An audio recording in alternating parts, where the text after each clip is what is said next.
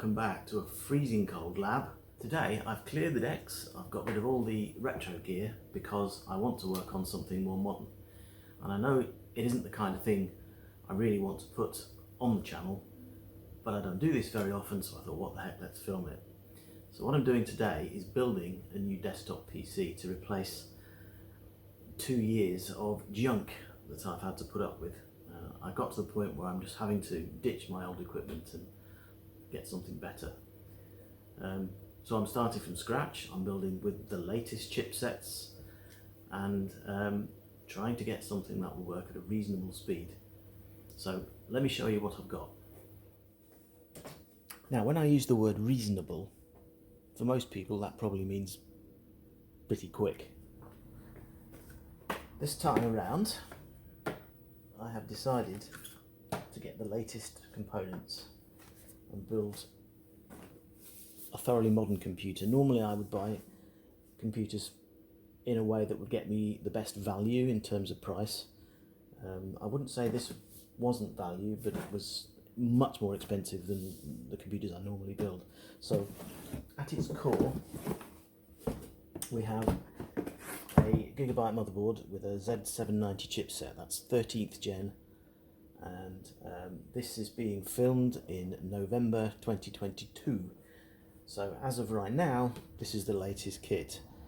If you're watching this some years on, you're probably laughing at how pitifully underpowered it is, but that's the way of the world, isn't it? So to go with that motherboard, I've got an i5 processor. It's an unlocked Gen 13. An i5, it's not the highest one, as you probably know, but the prices go exponentially higher if you go to i7 and i9, and I always find that the i5s are particularly good in terms of performance, and what you get as you go up the range, well, for the purposes I use a computer for, it doesn't really seem to make that much difference.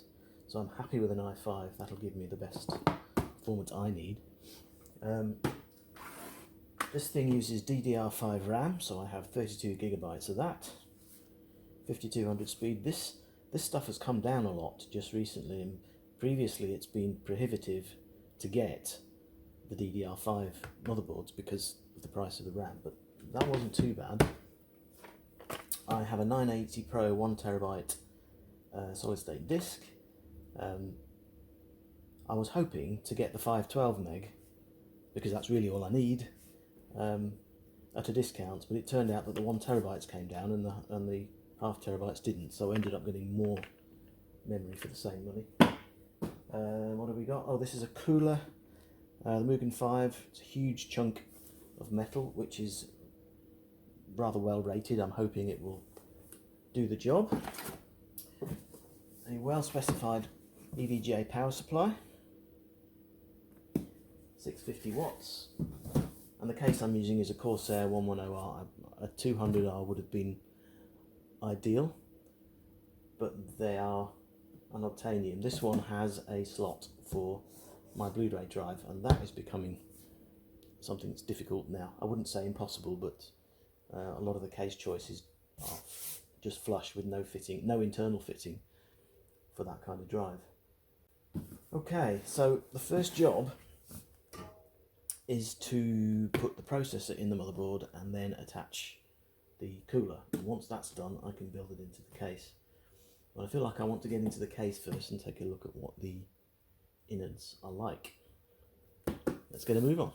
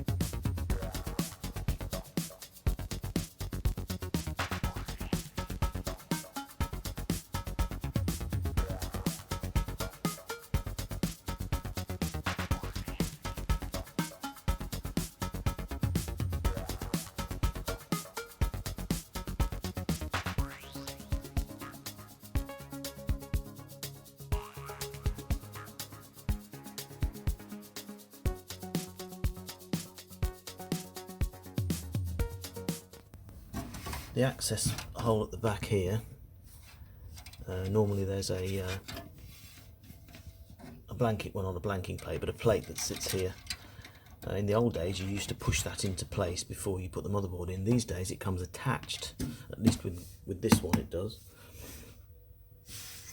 Some of those will have to come out as I add bits, but we'll leave that for the moment. These things are quite cool. You can push cables through these holes, not like that. So that does mean that you can run cables into these holes and around the back, and then up to wherever you need them. So you might see me rerouting cables as I work this out. It's interesting that the hard disks are facing out this way. Wait a minute, what does it look like on the other side? Oh, it's blanked off. So you have to put the hard disks in and cable them on this side. That's a bit of a change from previous ones. It means the access is not as good as well. But that's okay. Generally speaking, I don't need to access them very often.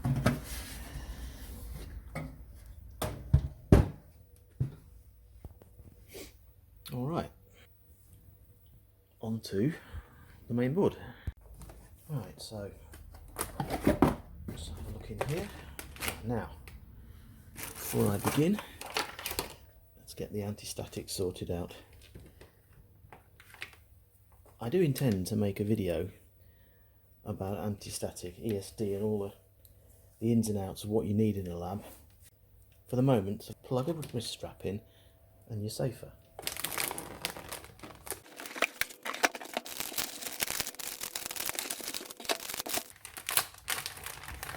So we have the main board. In the box we have a Wi-Fi aerial.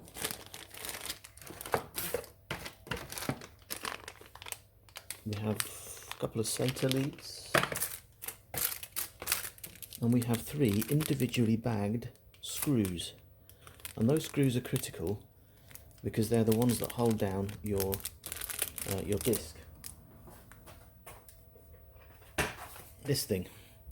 So when you put that in, you have to put a screw at the far end of it. Those are the screws that you need. Why they don't supply them already screwed in the motherboard, who knows, but there they are. I'm going to drop them in my bits box.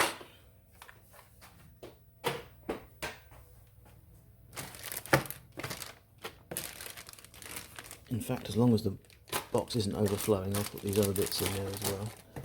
And we have... You used to get a big manual with these things. With this bit of paper here. I guess you've got to get it up on a PDF now. If you've got no PC to view it, then you're kind of stuck. It's Cap22, isn't it? Alright.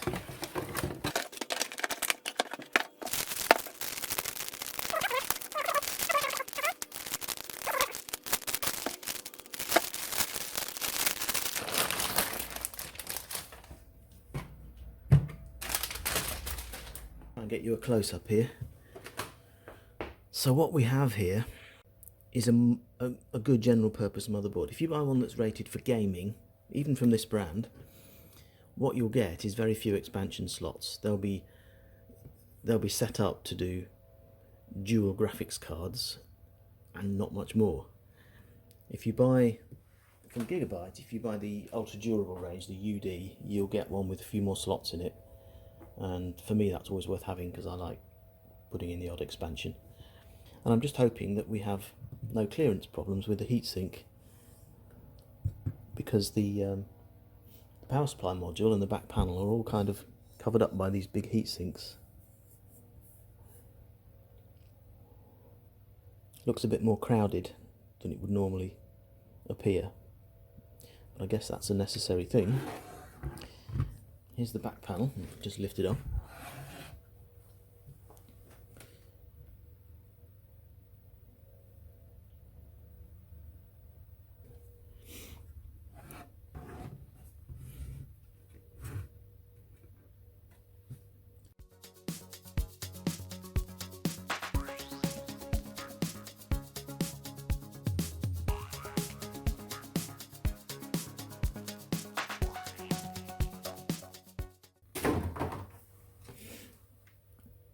check what that is before I get it out. Core i5 13600K, that's the right one. Okay, so open that.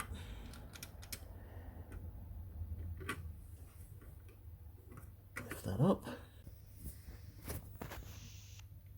So that's what we're looking at. Many, well, 1,700 sprung pins, which will connect with those gold-plated contacts. So I'm going to drop the chip into there the right way round so that those little dents in the sides line up with these little bumps here and here, those two. They're offset, so it's not possible to get it in the wrong way round.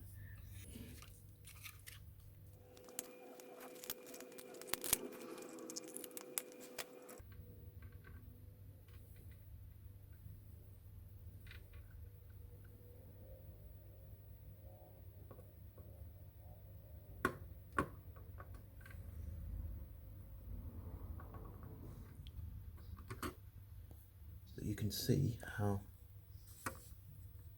those two little bumps in the chip have lined up with the bumps in the socket, and the same down there. And if I just move this a bit, you can see how it's located.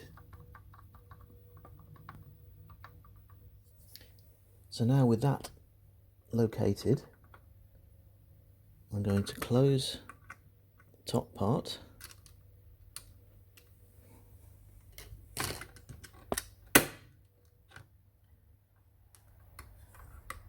And then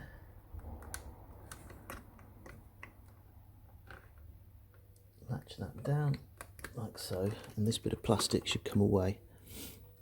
That bump wasn't anything breaking, it was just this popping out of its latches. That is necessary to protect all those sprung pins under there when there's no chip in place. So when you do this, if you're going to keep parts for your motherboard, keep this with it. It's not rubbish, because you may in future want to separate the two parts, and then you want to put this cover back in place. And I'm going to keep that bit of plastic as well, because again, process of protection if you ever need it. Alright, so our CPU is now in place.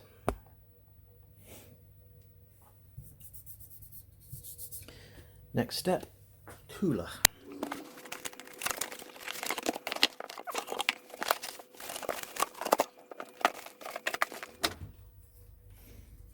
Alright, now then, put the fan aside.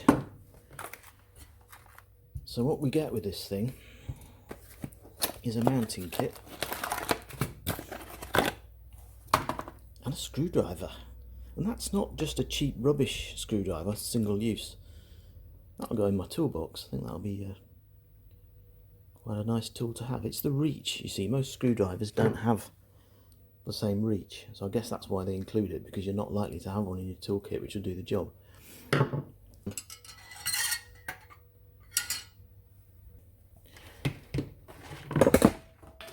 And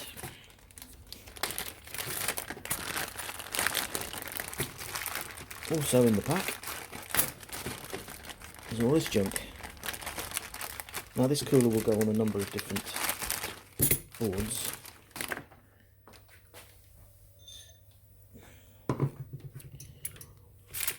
What we need is a portion of this, not all of it. These bits are to hold the fan on, so I'll put that with the fan.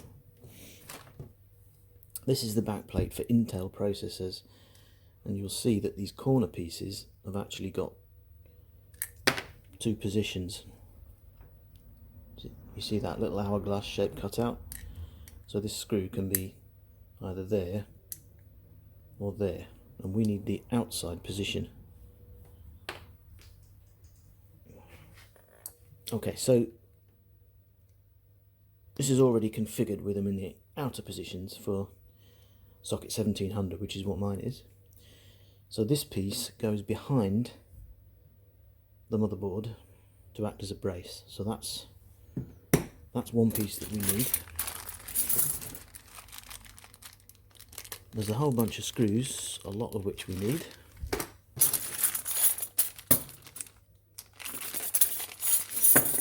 And then there's all this. These curved pieces are for AMD, so we don't need them. And then depending on which Intel part we're fitting, we either need 2 of these or 2 of these. The socket 1700, it's that one that we need. So this one and its cousin we'll put to one side, so that leaves us with those 2.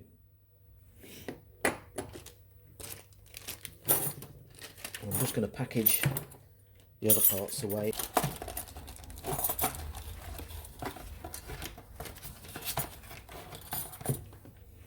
Oh yeah, and we get our thermal grease to put on top of the processor, which basically sandwiches between the bottom of the heatsink and the processor, which you can't see because it's off camera.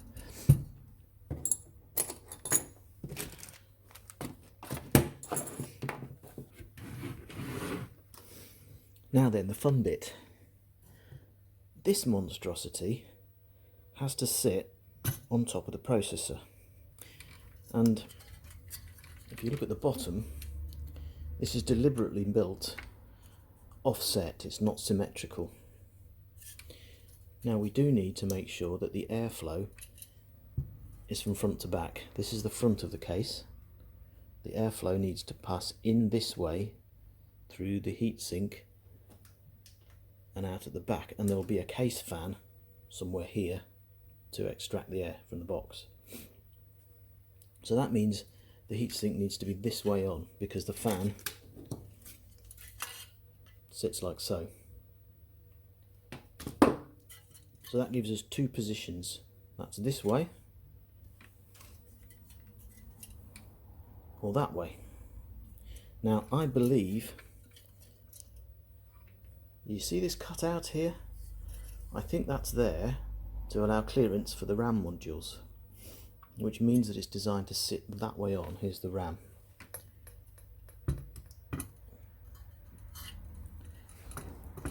So it'll be something like that. And that does appear to fit without clearance issues. And in fact, you'd have to have very big RAM modules for that clearance to be a problem here. Of course, I haven't seen how big the chips are that I've got, but yeah. Okay, so that's the way that piece needs to go.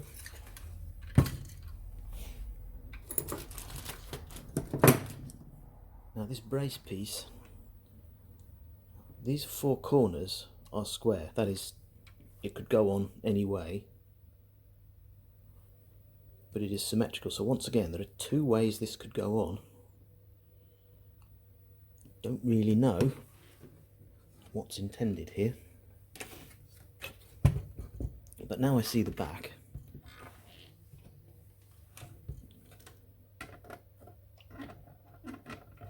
I think it's immediately very obvious that it's that way, because you have these 4 screw holes here which have to poke through. So that's the brace on the back.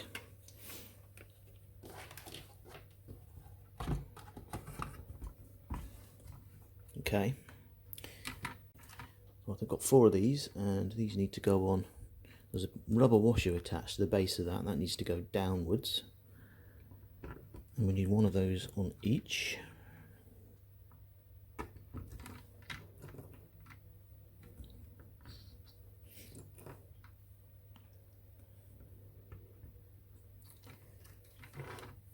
And then I think these need to go on. Okay, and it shows those bars being fixed that way, like so.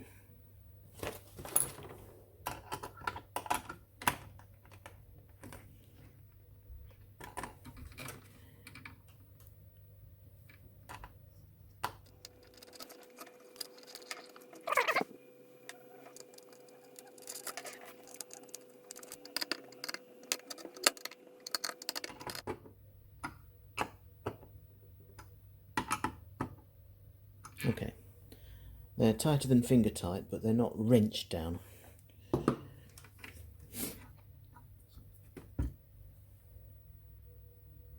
So the next stage is thermal grease and then placing this on top, not forgetting to remove the sticker on here. There are 2 screws here, there, and they're going to go through these 2 holes here. Everybody has a different way of applying thermal grease. So you'll see some people putting a blob on there and allowing the pressure of the heatsink to squish it out into position. I'm more inclined to spread it because I don't really trust that it will squish out in the right direction. You know, if this goes on from an angle, it might squish like that and you'll only have grease on half the chip. Firstly, I'm going to try and apply some. It does say evenly, which is what I'm going to try and do.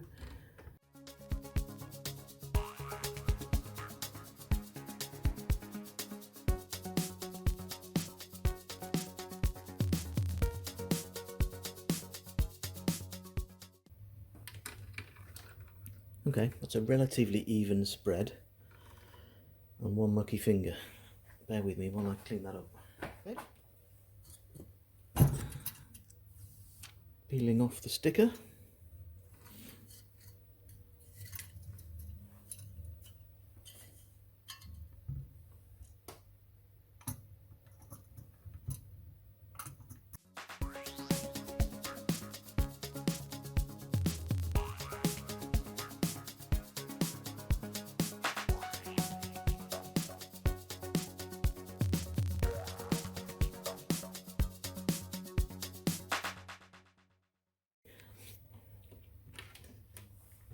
Right, cap back on this thing.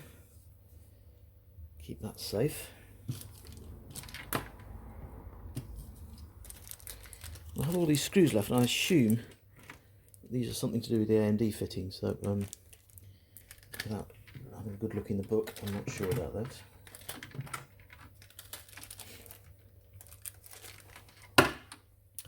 Now we have a fan to fit.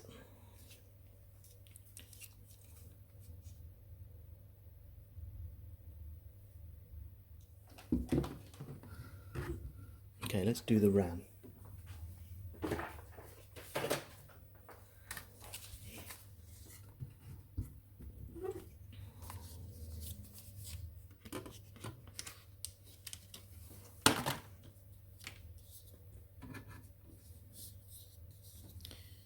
Alright, so these are identical. And there's a notch. And that notch is, well, I'm hoping that it's off center.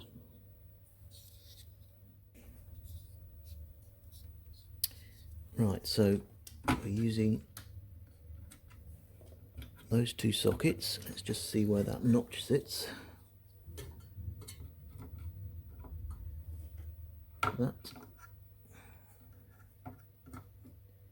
lines up with the notch.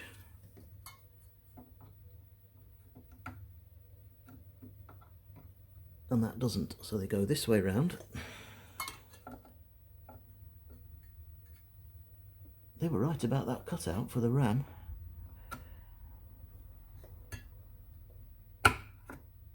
Right, that's one.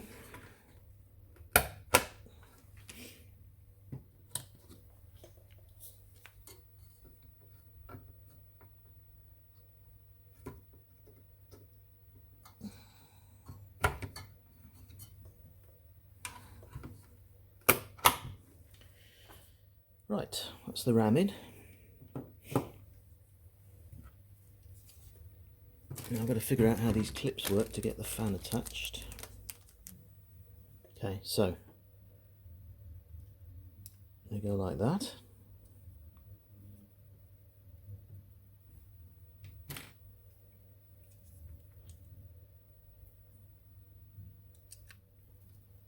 Okay, so that's got those 2 in.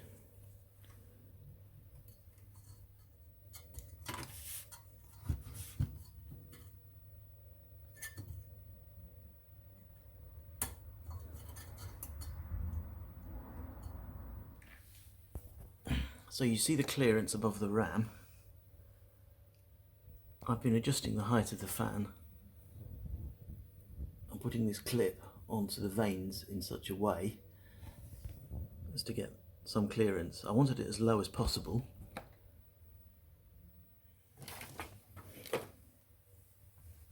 So these two extra clips are probably for a situation where you would want to install a fan on this side. And that, you know, that could be an option at some point, but for now, that's all that's needed. Let's do the SSD now.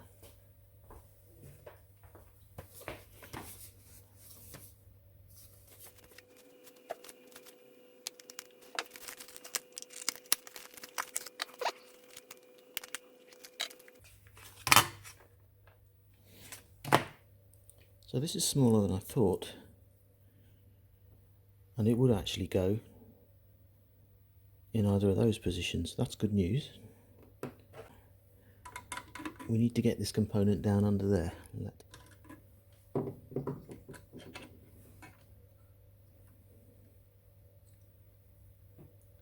Okay, that appears to be a heatsink with a peelable label, which will stick on the top. This goes in that socket somewhere and will screw down here.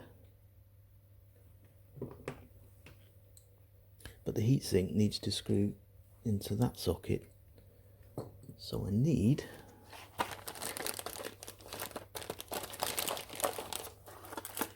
one of those little screws.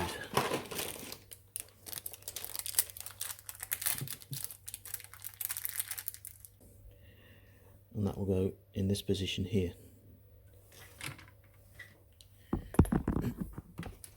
I'm now going to connect this thing in.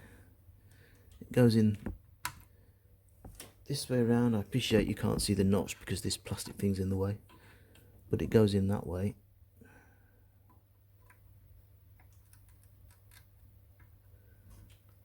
Like so, and then it screws down there using that tiny screw.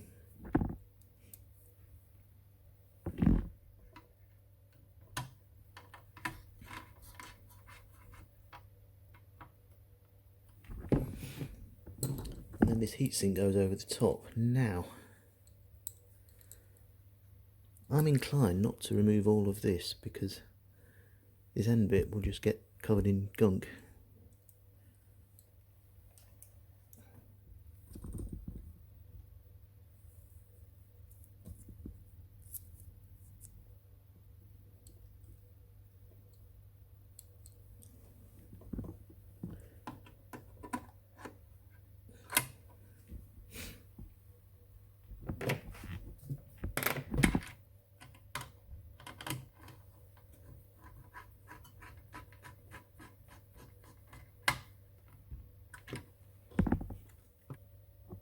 I think I want to put the main board in before I put the power supply in because I don't want all the cables in the way.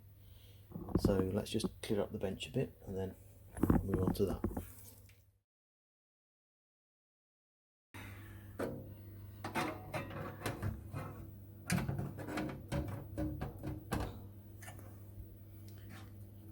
Okay, that's correctly seated over these holes, and there are two you can't see out of shot. Wait a minute. Here and here.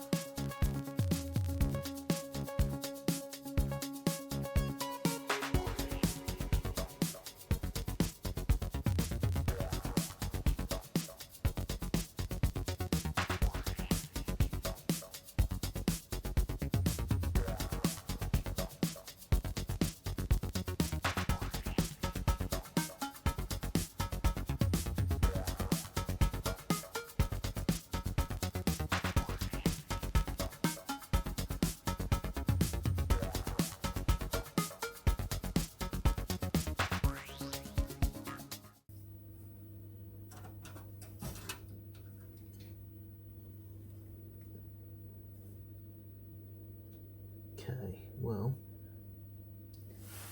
I'm going to have to look up how we connect these fan connectors, because all the ones on the motherboard are 4-pin. CPU fan down there.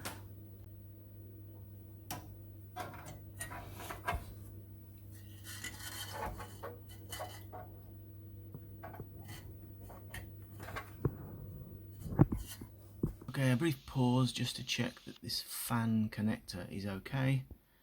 This is on the Cooler Master website, and it shows that you can indeed plug a 3-pin connector into a 4-pin socket, and that's exactly the way I have done it.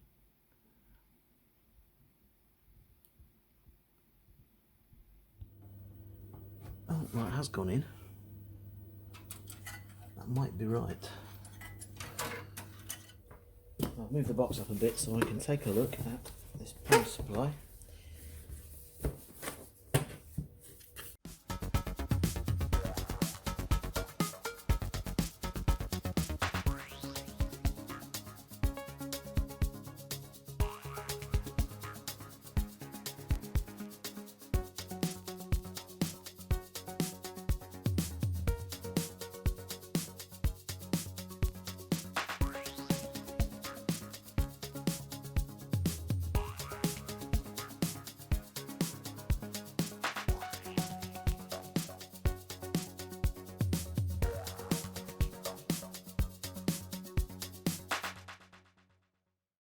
So these are all disk drive power cables. That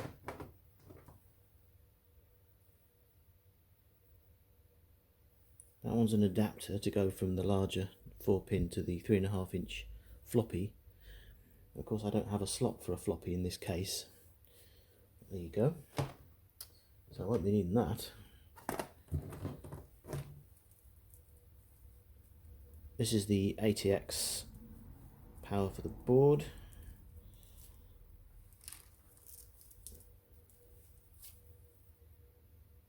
Okay. This one, oh good, that's my CPU power. It's labelled up as such. I have 2 of those. So I used a test meter to check the continuity of the 2 sockets that I have on the motherboard. And there are 2 sockets that this will plug into, and the 2 sockets are in fact in parallel, so that means that 1 plug should suffice.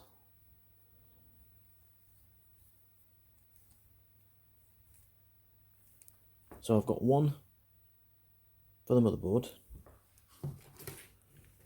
1 double for the VGA card,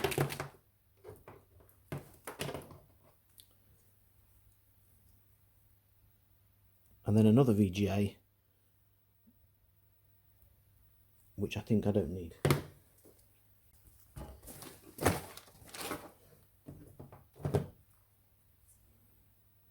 This one is just SATA, and I need 1 of these for my mechanical hard disk, and I need 1 also for the CD-ROM.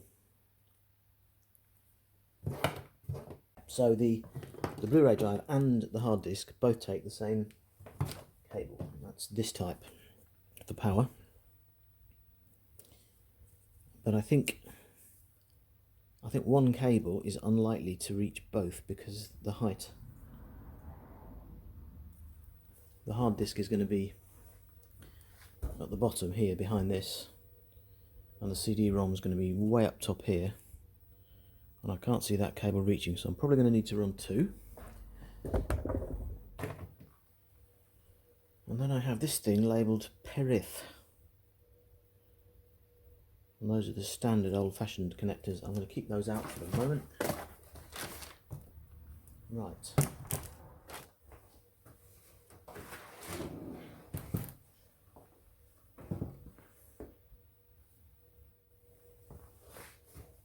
Right, so this has to go in the case. These days, these things go in with a fan facing down, not up. 2 reasons for that. First one is you don't want anything dropping in the fan, because it's at the bottom. And secondly, the fan on these is not there to cool the PC, it's there purely to cool the power supply. So we need to have the power connector at the back, the fan down, so it goes that way.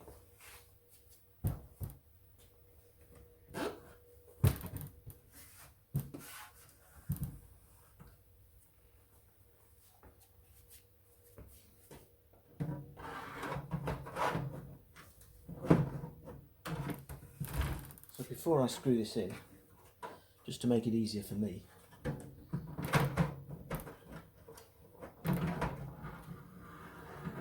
I'm going to plug the cables in that I know I need.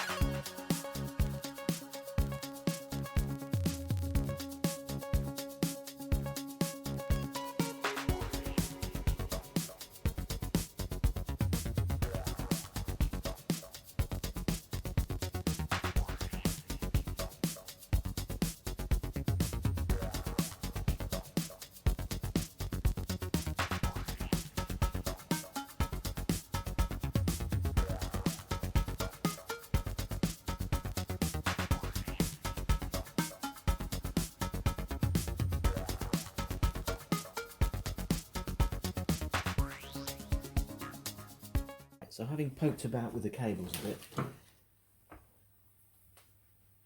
each one needed to go somewhere different. So the CPU power goes up here, the ATX power and the VGA, well in fact no, that's the VGA, that's the ATX power, and that's the Blu-ray power.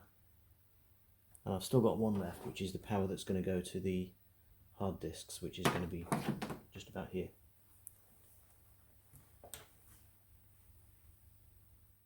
So next is all of this stuff needs to be connected. So I connect the case to the main board, and then I think we're ready to try it.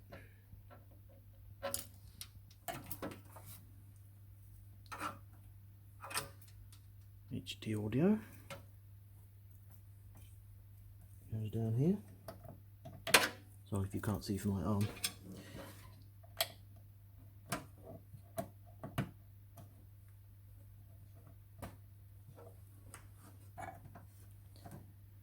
That one's a USB.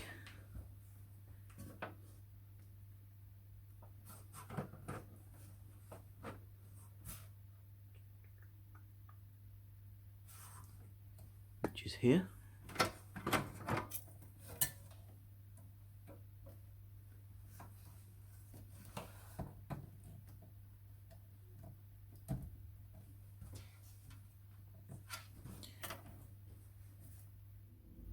Alright, well, thanks to my phone fouling up and not recording the next section, I've had to come back at a later date to film a few little bits for you. So here is the connector for all the case wires, just under the battery there as you look at it. And I've plugged those in according to what it says in the instruction manual. The black wires are all things like power switch, power LED, reset switch. The red and black wire to the right is actually a little speaker, but there's no speaker on this board, so I got myself a little add-on. You can get them up pretty much anywhere on eBay. It's a speaker on the end of a wire, and that will serve to make the beeps that the BIOS may make from time to time. And the orange and white wire is a hard disk activity LED, and again that one isn't included in the case, but I felt I quite like one. This wire is actually something I stole from my old PC since I was throwing the case out, and it runs up there into the case, pops out higher up there, over the top, and I've glue gunned an LED there And the reason it's there is so that it will shine through the slots here in the side of the case. But this is entirely optional. I just felt like I needed something to show me hard disk activity. And I know it's really hard to see anything in this dark corner, but this is where the computer lives, and you can see that red light. That's the hard disk activity LED. Here's the sum total of the parts that I saved from my old PC. There's a Pioneer Blu-ray writer, a Seagate 4TB disk, my EVGA GTX970 graphics card, and then a Soundblaster X. And these will be the only parts of my old computer that I'll be keeping. So now to install, tidy the cables and put the lid on. Okay, let's start with the Blu-ray. It's going to go in this box, this cutout here.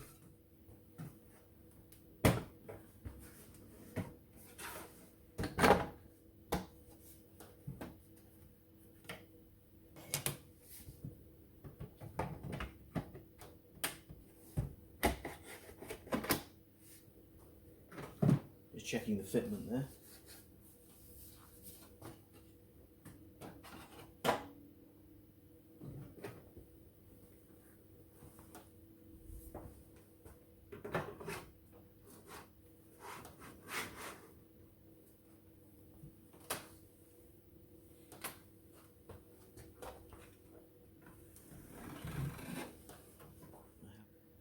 There's a small hole which I can screw into to hold the drive in place, and I just need to move the drive to line it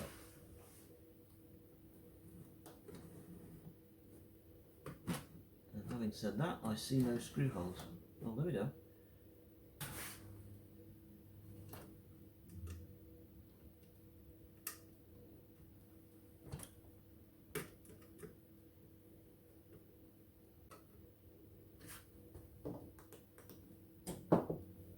There should be a corresponding one on the other side.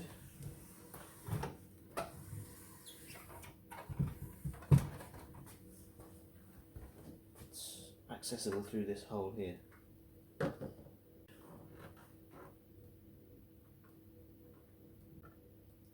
Okay. You can make out the connectors that I'm going to be plugging in. One of them is this SATA power lead, which rather annoyingly leads to be the wrong way up. So you can probably just about make out, I've now got that cable plugged in. It had to be upside down. Okay, and then the next job is the SATA lead. It's got to be one of these.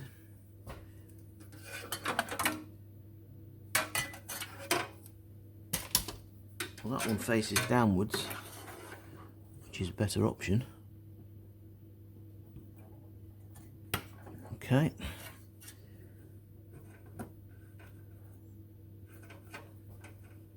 So that one's going to connect to here. But to help keep things tidy, I'm going to go through this hole, down the back out of this hole.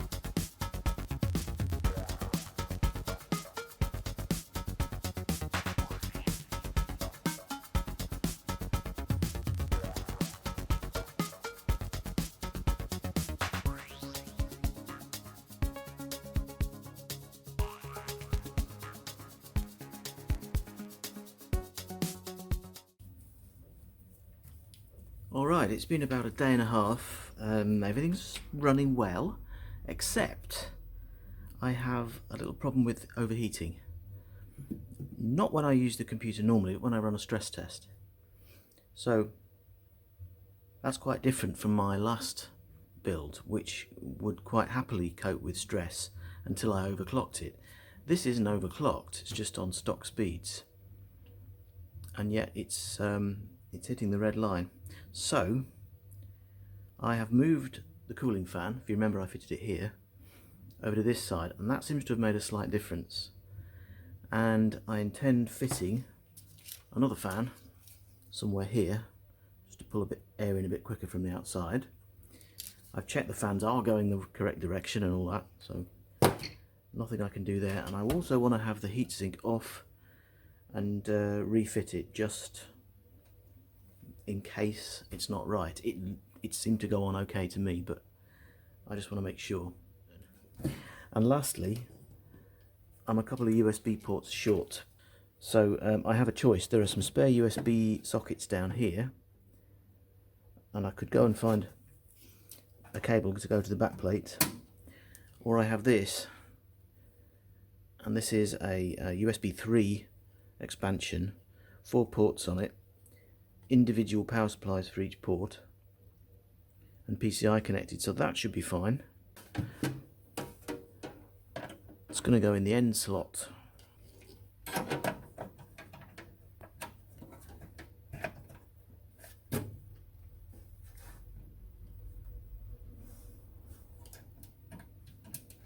Look at this silver bracket, spoiling the colour shading on my computer. Everything was black before that. Next, let's install a fan.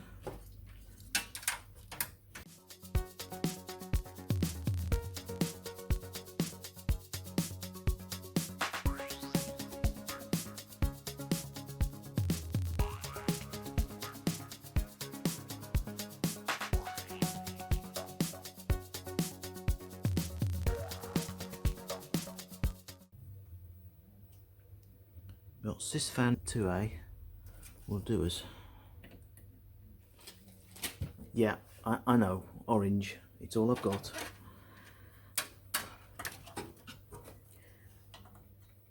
The only upside is it's going onto a yellow, red and black cable.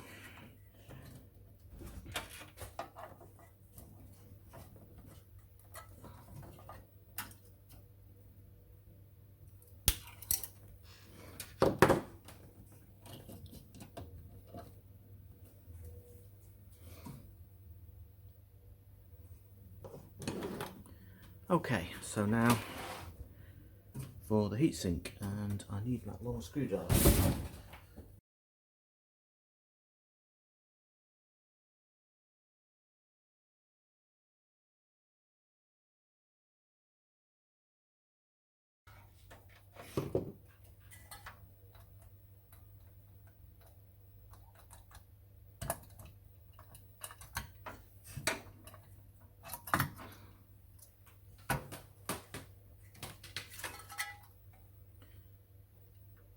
Well, I would say that thermal paste looks alright.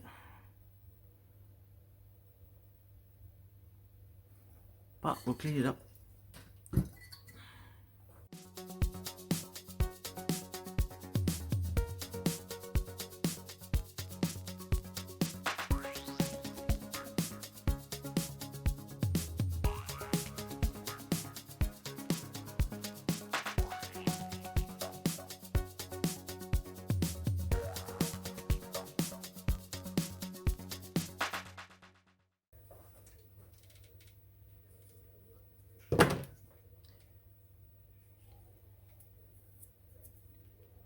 Against my better judgment, I'm going to apply the perfect amount.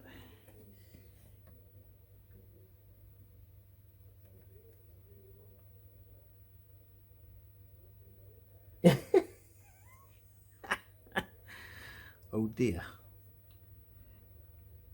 There isn't enough in here.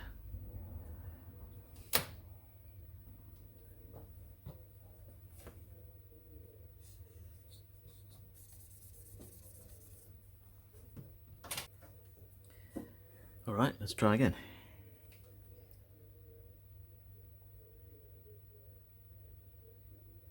Man, it's only just enough in there as well.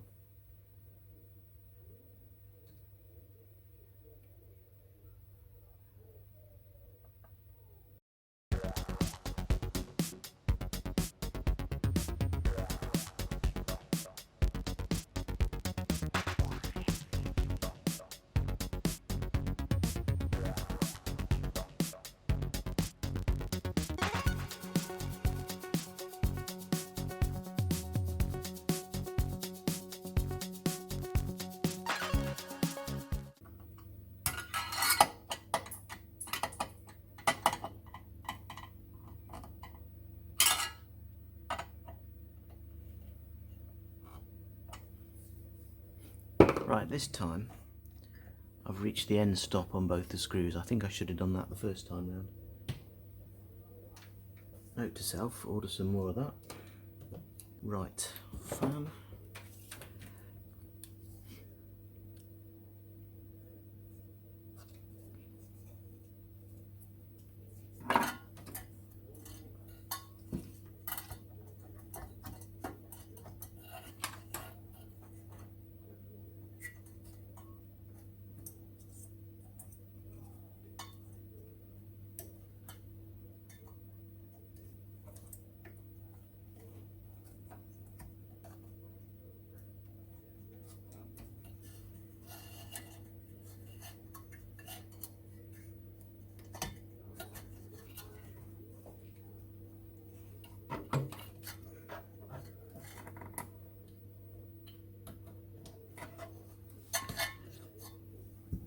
Down here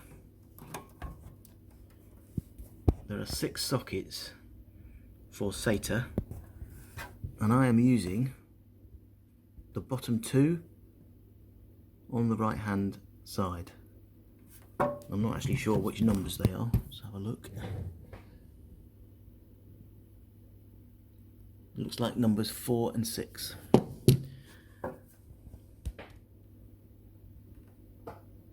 Let me bring you around to the other side for the hard disks.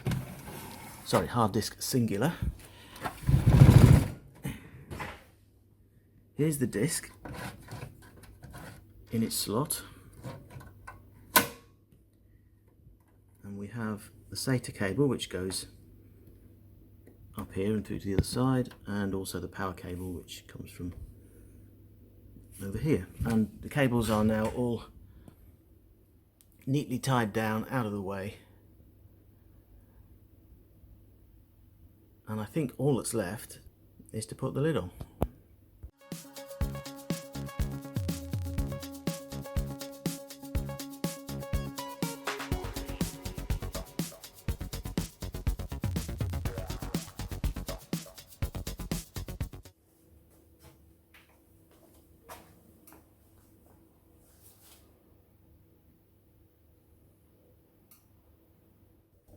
So I brought out a USB keyboard which I'm going to plug into the back somewhere.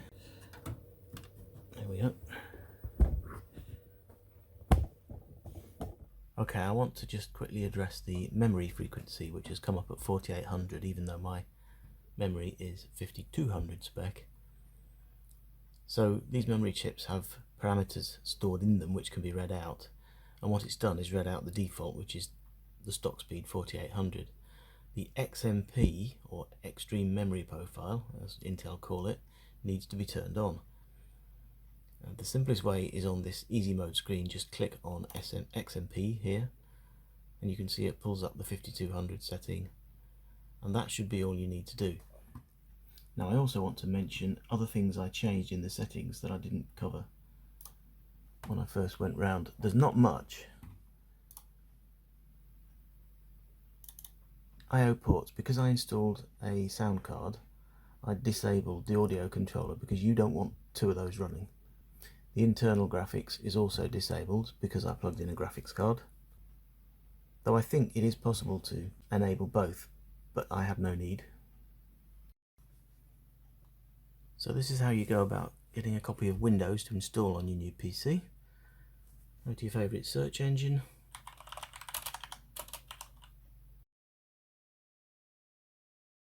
Search for Windows 11 download. Make sure that the link you click on is legitimate, Microsoft, and you'll find this media creation tool. Download and run that.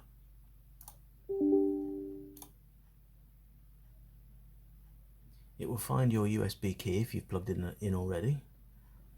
Just accept that.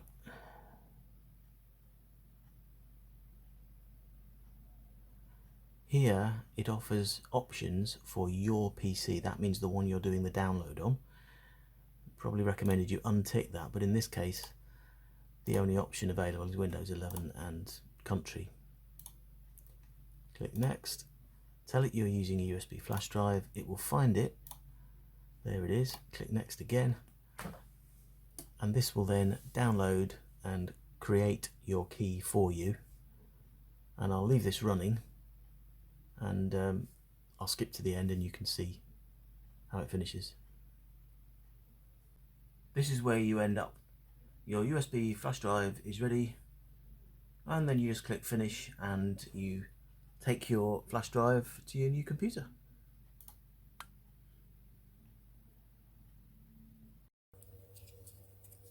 Right, so here I have a 32 gig flash disk onto which I have Windows. That's Windows 11. I'm going to plug that in and we're going to reboot.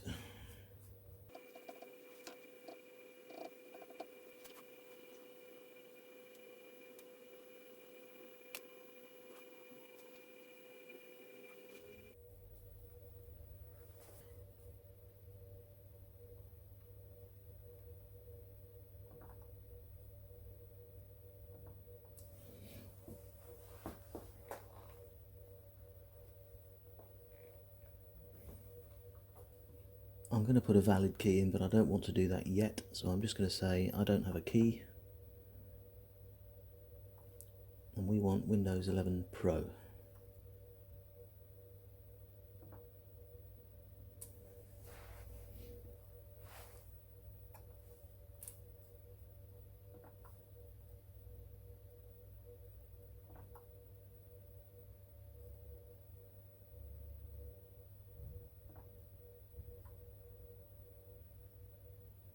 One disk found.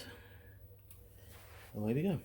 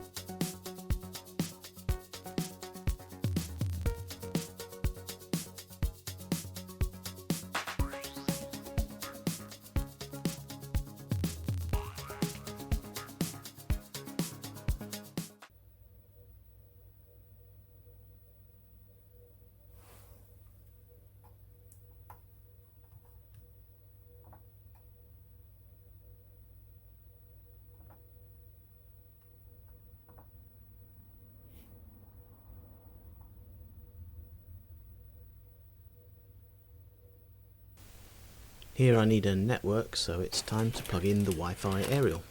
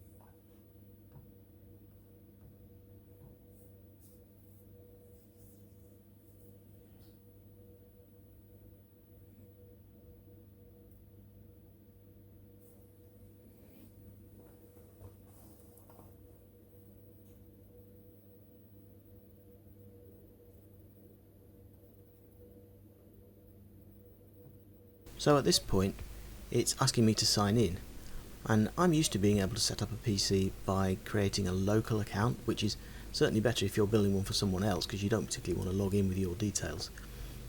But it's not giving me the option. Even under sign in options there's nothing useful, and I suspect if I'd set up without a network it would have had to give me that option, but I just don't understand it. Why don't they give you an option there to do that?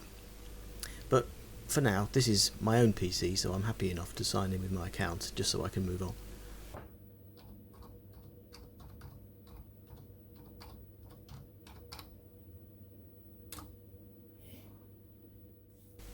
Now immediately on logging in, it ran this Gigabyte control center and pulled up driver downloads, which is, well, it's amazing. One of the things you always need to do with a new PC is go and fetch the latest drivers. In some cases you can't do anything with your PC until you've done it. More recently Windows has been much better at pulling in drivers that work. However, always best to have the right ones. This launching of the control center is something that happens automatically. There's an option in the BIOS for it. However, one of the items in the list is problematic. I mean, it works, but if you don't understand what it's doing, it can trip you up, as it did me. It's called Realtek Dragon, and if only they'd called it Realtek Bandwidth Control, I might have understood what it was. But I didn't know what it was. It was a funny name. I ticked the box, let it install.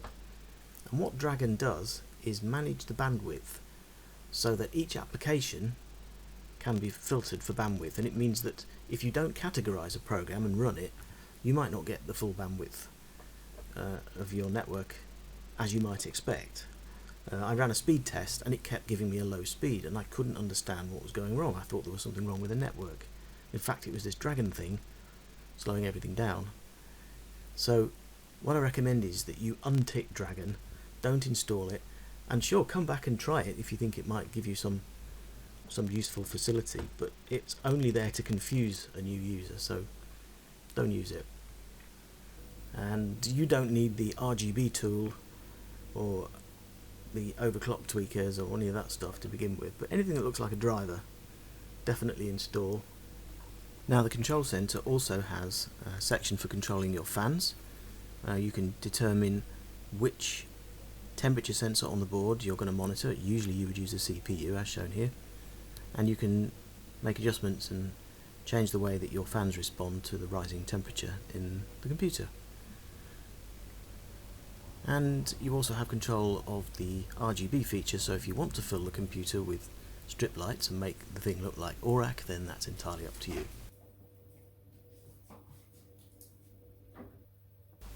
After installing drivers, it's always worth having a look at the device manager in control panel.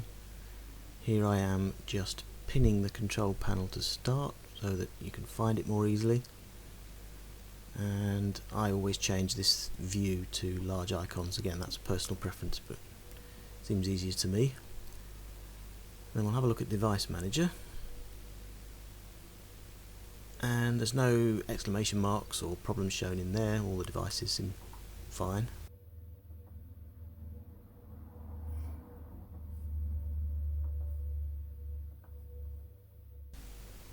Now I'm going to download the Samsung Magician software. If you have a Samsung SSD, you should install this. It gives you the ability to update the firmware. It also will do over provisioning and testing and a few other things worth having. It can also speed it up. Certainly the default setting seems to be a balanced mode, and you can set it for performance and get more out of the disk. For some reason it's not easy to find the right file. You have to sort of dig a bit, but it is there. Samsung Magician installation for consumer SSD is what we're doing.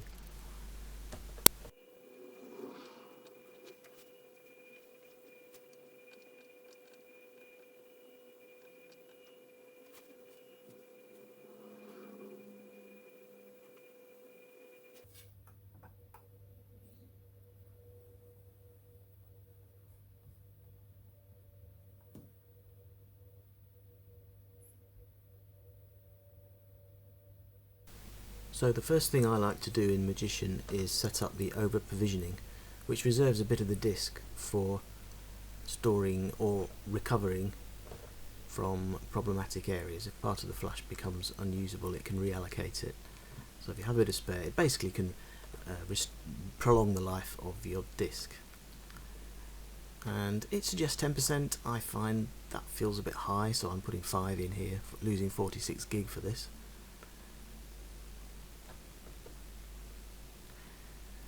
And then the performance section, as you can see, the power saving mode reduces some of the functionality, as does the standard mode. If you want everything on for maximum performance, click the top option and it will configure. You probably need to reboot having made those changes.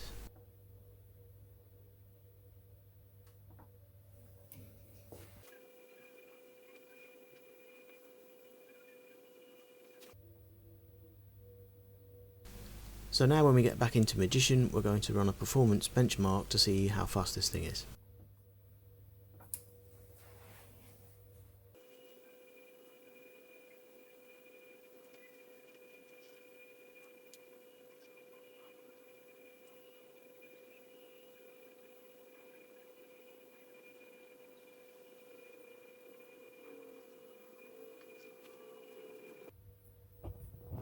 There we go.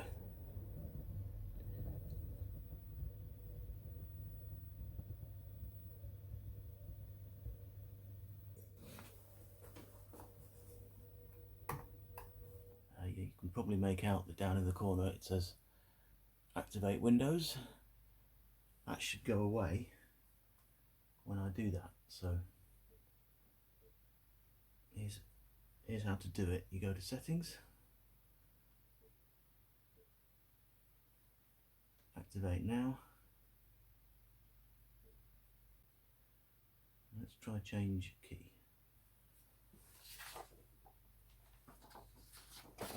Now at this point I don't want you to see my key, so you'll probably see some blurry stuff.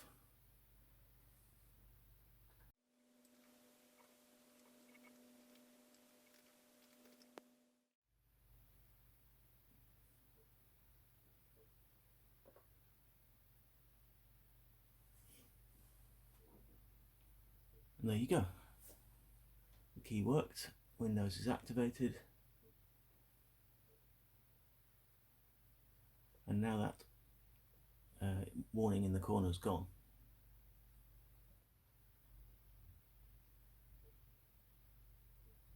Always worth keep coming back for the updates until you see there's nothing available.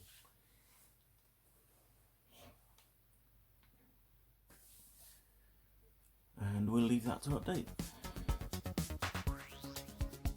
Well, that's it for the build. There's obviously a lot more software to install, such as my video editing kit, which I didn't want to bore you with. All the videos on this channel were edited with this PC, and on average it's about 5 times faster than my old one. From a video editing point of view, that means I can render 4K, as you see here, in about the same time that I used to do HD. So as a result, most of my videos will now be filmed and edited in 4K. Thanks for watching, and I'll see you on the next one.